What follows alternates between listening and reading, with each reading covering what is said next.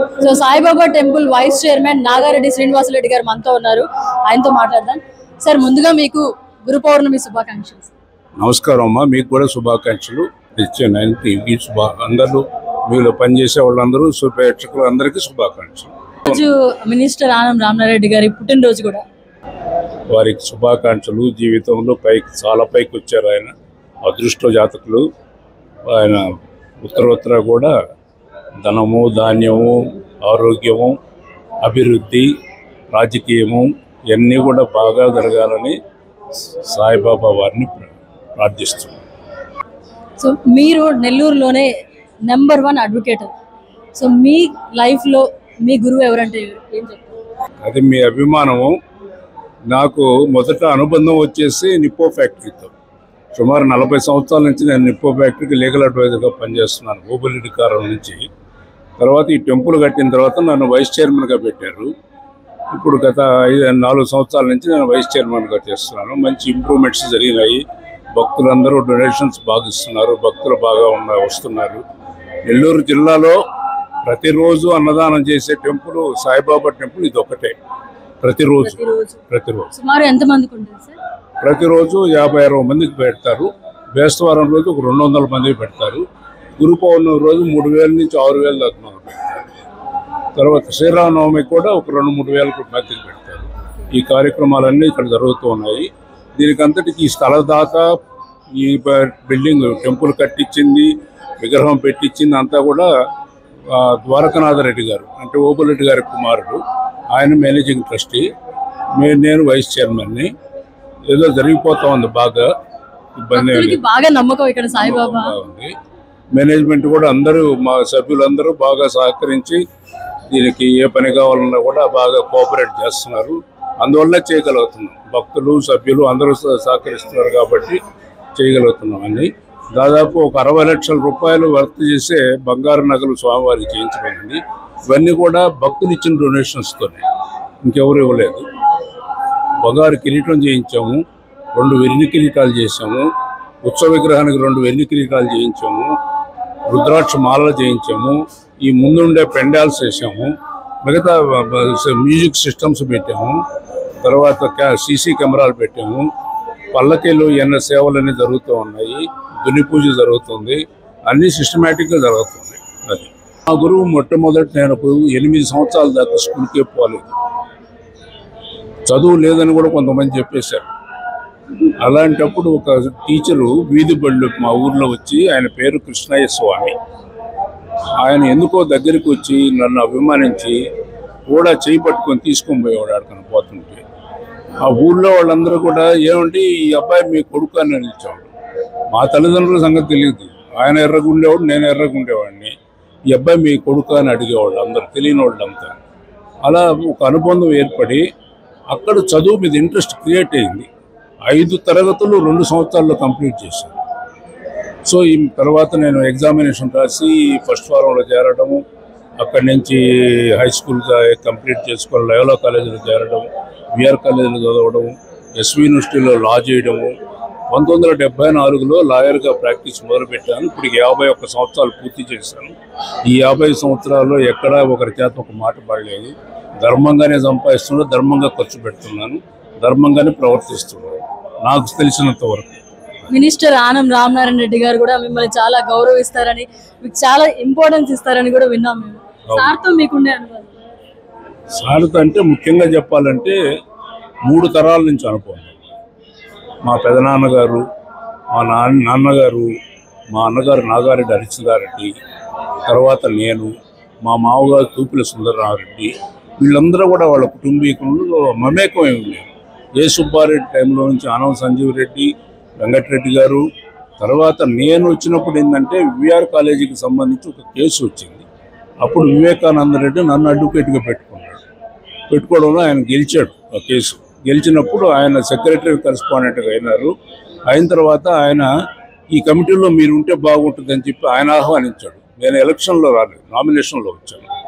నన్ను ట్రెజరర్గా పెట్టాడు. అంటే అకౌంట్స్, మనీ డీలింగ్స్ అవన్నీ నేనే చూసేవాడిని. 25 సంవత్సరాలు చేశాను. మా గురువు గారు మేనకు రాజశేఖరరెడ్డి 35 సంవత్సరాలు సెక్రటరీ కరెస్పాండెంట్ చేశారు.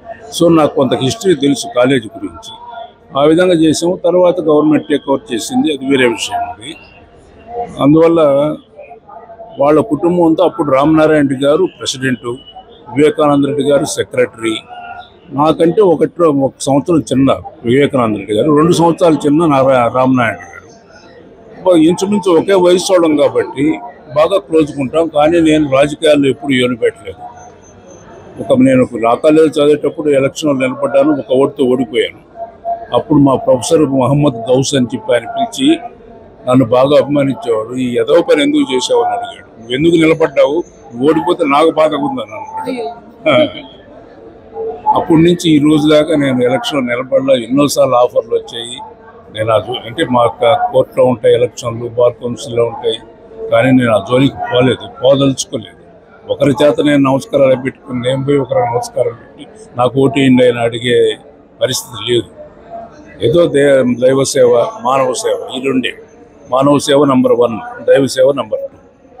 కానీ ఇప్పటికీ మినిస్టర్ ఆనం రామనారాయణ రెడ్డి గారు మీ ఇంటికి వచ్చి మిమ్మల్ని పలకరించేసి వెళ్తారు అని వారి గొప్పతనం, వారి అభిమానం. వివేకానంద రెడ్డి గారు కూడా చాలాసార్లు మా ఇంటికి వచ్చి ఉన్నాడు. ఆయన చెప్పకుండానే వచ్చేసి కాఫీ సెనన్న అనేవాడు. నన్ను అన్న అంటారు, ఇద్దరు కూడా కాఫీ తెప్పిస్తా అంటాడు. అట్లా వాళ్ళు వస్తారు. సో ఇక్కడ ముఖ్యంగా సాయిబాబాని మీరు చాలా ఏళ్ళ నుంచి పూజిస్తున్నారు కదా, మీతో ఆయనకుండే అనుభవం అంటే మీకు ఎలా ఆయన నమ్మాలని? యాక్చువల్గా ఏమిటంటే నేను గొలగమూడిలో వెంకయ్య స్వామి ఆశ్రమంలో హైకోర్టు వారు నన్ను వైస్ చైర్మన్గా అపాయింట్ చేశారు. అక్కడ ఒక అడ్వకేట్గా వైస్ చైర్మన్గా అపాయింట్ చేశారు. అక్కడ సుమారు 10 సంవత్సరాల కాలం ఉన్నాను. లాస్ట్ ఇయర్ కొంచెం అనారోగ్య కారణం చేత నేను అది వదిలేసే ముందే ఇది కంటిన్యూ అవుతూ ఉన్నాను. సరే ఇది టౌన్లోనే ఉంది కదా అని చెప్పేసి ఇట్లా అకేషన్స్లో వచ్చి మీటింగ్స్ అప్పుడు వచ్చి సలహాలు ఇచ్చి ఇట్లా చేసుకుందాం అంటే because of my age and seniority నాకు చాలా టెంపుల్స్తో అనుబంధం ఉంది. వేణుగోపాల స్వామి టెంపుల్కి నేను లీగల్ అడ్వైజర్ని, కర్ణాటకపురం ఉండే రామాలయంకి లీగల్ అడ్వైజర్ని, అట్లా భుజభుజ నెల్లూరు రామాలయంకి లీగల్ అడ్వైజర్ని, తర్వాత టీటీడీకి కూడా నేను నెల్లూరు జిల్లాలో లీగల్ అడ్వైజర్ని, నెల్లూరు జిల్లా వరకే. అట్లా చాలా టెంపుల్స్తో అనుబంధం ఉంది కాబట్టి ఈ టెంపుల్కి సంబంధించిన సాంప్రదాయాలు, ఆగమ శాస్త్రాలు కొంత అవగాహన ఉంది. పురాణ గాథలు ఎంతగానో. స్వామివారు నా సేవ అవసరం అనుకున్నాడేమో పిలిపించుకున్నాడు, అంతే, అంతకంటే ఇంకేం లేదు. గురు పౌర్ణమి నాడు గురువు ఆశీస్సులు తీసుకున్నారు. గురు పౌర్ణమి అంటే నిజంగా ఏమిటంటే మనకు జగద్గురువు వచ్చి కృష్ణం వందే జగద్గురువు అంటాం. ఆయన జగద్గురువు. చాలామంది సద్గురువులు ఉన్నారు. గురువు అనే ఆయన వ్యాస మహర్షి. ఎన్నో మహాభారతం రచించాడు. తర్వాత 18 పురాణాలు, ఉపనిషత్తులు, వేదాంతాలు, వేదములు ఇవన్నీ కూడా, భగవద్గీత ఇవన్నీ ఆయనే రాశాడు. భాగవతం కూడా ఆయనే రాశాడు. ఇంత పెద్ద బుక్స్ రాసిన ఆ దినాల్లో పేనా లేదు, కంప్యూటర్ లేదు, ఏమీ లేదు. కాటాకుల మీద గంటంతో రాసి చేసినాడు. ఆయన ఏమంటే మనకందరికీ కూడా ప్రపంచవ్యాప్తంగా గురువు ఆయన అందరికీ. ఒకసారి శిష్యుడు అడుగుతాడు, ఆయన దగ్గర చదువుకున్నటువంటి శిష్యుడు, స్వామి మిమ్మల్ని మళ్ళీ ఇంకోసారి దర్శించాలంటే ఎలా వీలవుతుందని అడిగితే ఆయన చెప్పింది ఏంటంటే, ఈ పురాణాలు ఎవరైతే ప్రవచనాల కింద చెప్తారో వాళ్ళందరూ కూడా నీ గురువులే, వాళ్ళని దర్శిస్తే చాలు నా దగ్గర రాబడలేదు అని చెప్తాడు. అందువల్ల ఆయన రాసిన పురాణాలు చెప్తే ఇప్పుడు ఫర్ ఎగ్జాంపుల్ చాగంటి కోటేశ్వరరావు గారు కావచ్చు, గరికపాటి నరసింహరావు, ఇంకా చాలామంది ఉన్నారు. వాళ్ళందరూ కూడా మన గురు పరంపరలో నుంచి వచ్చిన వాళ్ళు. అసలు గురు పరంపర దత్తాత్రేయ మహర్షి వారు. ఆయన దగ్గర నుంచి వ్యాస మహర్షి నుంచి సిద్ధి సాయిబాబా నుంచి వెంకయ్య స్వామి, ఇట్లా ఇంకా మనకు తెలియని వాళ్ళు చాలామంది ఉన్నారు గురువులు. నార్త్ ఇండియాలో, సౌత్ ఇండియాలో కూడా చాలామంది ఉన్నారు. అది వాళ్ళందరూ కూడా గురువుల కిందనే లెక్క మనకి.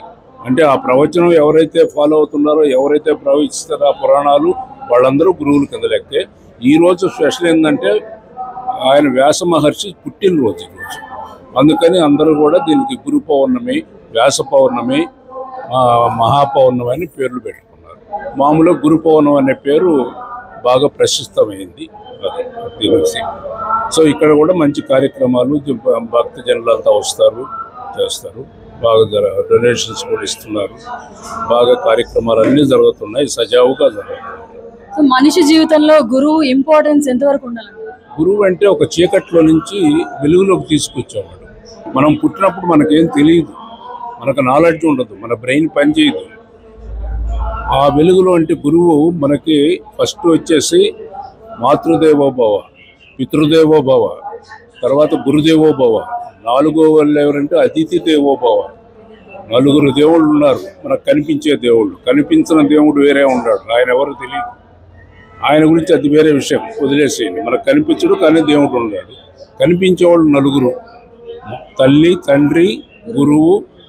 తల్లి తండ్రి ఏదో కొంతవరకు చెప్పి వదిలేస్తారు. మనకు నాలెడ్జ్ ఇచ్చేవాళ్ళు, జ్ఞానాన్ని బోధించేవాడు గురువు. సో ఒక పరిపక్వమైనటువంటి మనిషిగా తయారు చేసేది గురువే. అందుకని వీళ్ళందరికంటే కూడా గురువు లేకపోతే మనిషి జీవితం పూర్ణం కాదు, సంపూర్ణం కాదు. అందుకని గురువు చాలా ప్రసిద్ధమైనటువంటి పదం. అది గురువు అంటే వెలుతురు. ఒక చీకట్లో ఉండే, అంధకారంలో ఉండే మనిషిని వెలుతురులోకి తీసుకోవాలి. నీకు ఏమి చదువుకోకపోతే నీకేం పెద్ద వాల్యూ ఉండదు. ఏ మహర్షులు వాళ్ళైతే వేరే విషయం, కానీ మామూలు మనిషికి వాల్యూ ఉండదు. నువ్వు చదువుకుంటే నీకు ఒక వాల్యూ, ఒక ఉద్యోగము, నీకు ఒక స్థాయి, స్టేటస్ వస్తుంది. అందుకని గురువుని ఎప్పుడు మర్చిపోకూడదు. మామూలుగా ఏంటంటే ఈ గురు పౌర్ణమి రోజు జనరల్గా మన గురువుల్ని తీసుకొచ్చి మనకు అభిమానం. ఎందుకంటే పూర్వకాలంలో ఒకటే గురువు ఉండేవాడు, ఎందుకంటే ఆశ్రమాల్లో. ఇప్పుడు అలా కాదు, ప్రతి సబ్జెక్టుకు ఒక గురువు. మన చదువు పూర్తయ్యేటప్పటికి ఒక 50 మంది 60 మంది తయారవుతారు.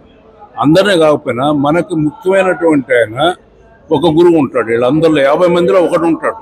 అతను మనల్ని ప్రేమిస్తుంటాడు, మనం ఆయన్ని అభిమానిస్తుంటాము. అలాంటి గురువుని తీసుకొచ్చి బ్రతికుంటే ఆయనకు పూజ చేసి ఏదో దక్షిణలు, సంభావనలు చేసి పంపించడం అనేది మంచి పద్ధతి. అది కానీ ఎంతవరకు పాటిస్తున్నారా అనేది వేరే విషయం. గురువు మార్గంలో వెళ్ళినట్లయితే వాళ్ళ జీవితం పరిపక్వత చెందుతుంది, అష్టైశ్వర్యాలు పొందుతారని మీరు అంటున్నారు. గురువు ఎప్పుడు కూడా చెడు మార్గం చెప్పడు, మంచే చెప్తాడు. అదే సనాతన ధర్మం. గురువు చెప్పేదే సనాతన ధర్మం. నువ్వు హత్యలు చేయమని చెప్పడు, దొంగతనం చేయమని చెప్పడు. ఆయన అసత్యం బలకబాక ఒకరికి మంచి చెయ్యి. ఇదే జీవిత పరమార్థం. ఏంటంటే ఎవరన్నా హెల్ప్ అడిగిన వాళ్ళకి మన స్థాయిలో, మనం చేయగలిగిన స్థాయిలో మనం హెల్ప్ చేయడమే జీవిత పరమార్థం. అంతకంటే ఎక్కువ చేయలేము కూడా, వీలు కూడా కాదు ఒక్కోసారి. అది చేస్తే మన పరిపూర్ణమైనటువంటి జీవితం. అది షార్టెస్ట్ రూట్ టు అటైన్ పుణ్యం. పుణ్యానికి మనం పూజలు ఇవన్నీ చేస్తాం, ఓకే, ఇవన్నీ పర్వాలేదు.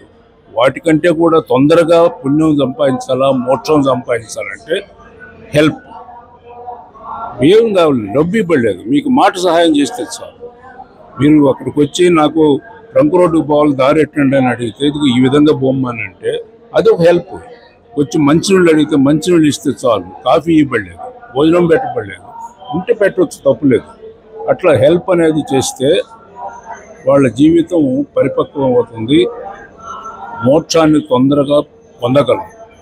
అది నాకు తెలిసినటువంటి పురాణ గాథ.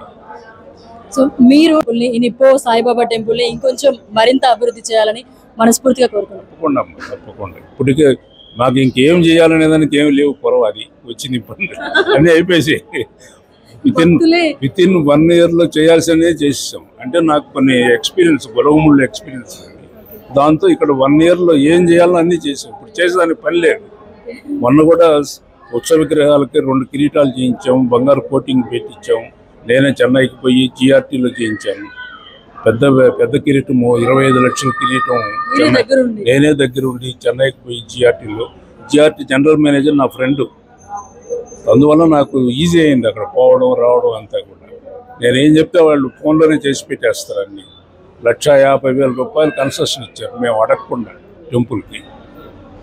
అది నా వల్ల కాదు, వాళ్ళు స్వామి భక్తులు అయ్యి ఉండొచ్చు, ఏదో ఇవ్వాలనుకున్నారు, ఇచ్చేసారు. మేము బేరం చేయలేదు.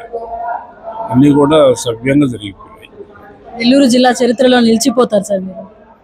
ధన్యవాదాలు. Thank you so much.